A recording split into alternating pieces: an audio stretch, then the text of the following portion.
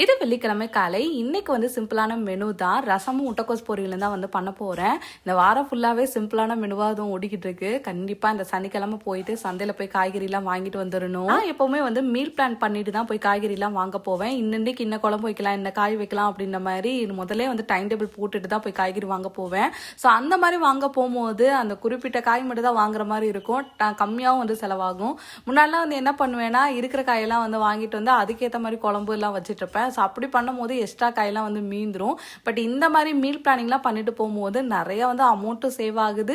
காயும் வந்து அதுக்கு தகுந்த மாதிரி வாங்கிட்டு உடனே வந்து காலியும் ஆயிடுது. காலையில பிரேக்ஃபாஸ்ட்டுக்கு வந்து களி மாதிரி தான் வந்து ரெடி பண்ணிட்டு இருந்தேன். அத்தை ஆல்ரெடி வந்து சில திங்ஸ்லாம் போட்டு மாவு அரைச்சு வச்சிருந்தாங்க. ஸோ அவங்களே வந்து ரெடி பண்ணிட்டு இருந்தாங்க. பாப்பாவுக்கு வந்து சின்ன வயசுலேருந்தே அம்மா வந்து சத்து மாவு களி வந்து ரெடி பண்ணி கொடுப்பாங்க. அந்த சத்து மாவு வந்து அரைச்சு கொடுப்பாங்களா, அதில் களி கிண்டி கொடுத்தா வந்து நல்லா விரும்பி சாப்பிடுவா. அதில் கருப்பட்டி பாகு ஊற்றி எண்ணெய் ஊற்றிலாம் கொடுத்தனா நல்லா விரும்பி வந்து சாப்பிடுவா.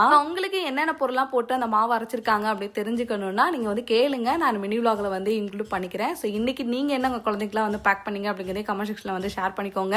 நான் வந்து இன்னைக்கு ரசம் சாதம், அதுக்கப்புறம் முட்டைக்கோசு, எக் வந்து பொடி மாஸ் மாதிரி பண்ணி வச்சிருந்தேன். ஸ்நாக்ஸுக்கு வந்து மாதுளம்பழமும் சீத்தாப்பழம் எங்கள் வீட்டிலேயே வந்து விளைஞ்சது. ஸோ அதையும் வந்து வச்சு கொடுத்துருந்தேன்.